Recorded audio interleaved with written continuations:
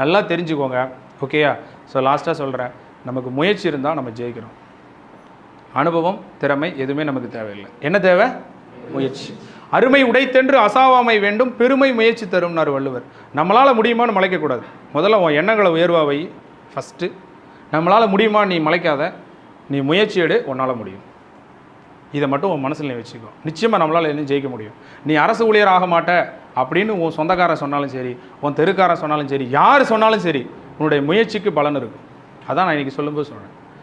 ஏங்க, தெய்வமே முடியாதுன்னு சொன்னாலும் முயற்சியில் உனக்கு கூலி இருக்குன்னு வள்ளுவர் சொன்னாரா சொல்லலையா?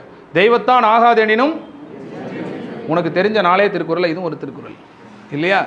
அகர முதல எழுத்தெல்லாம் செல்வத்துள் செல்வம் இன்னா செய்தாரை ஒருத்தல் இனிய உளவாக இன்னாத குரல் அகழ்வாரை தாங்கும் நிலம் போல.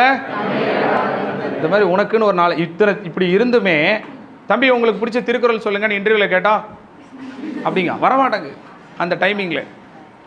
அப்படி திருக்குறள், இதுவும் ஒரு திருக்குறள். இந்த திருக்குறள் எப்பேற்பட்ட திருக்குறள் தெரியுமா? அதை யாருமே உணரவே இல்லை. ஏங்க, டாக்டரே என்ன பண்ணுவான்னா, தன்னால் காப்பாற்ற முடியலன்னா நீங்கள் உங்கள் ஆண்டவனை வேண்டிக்கோங்க பாரு. ஆனால் வள்ளுவர் என்ன சொன்னார் தெரியுமா?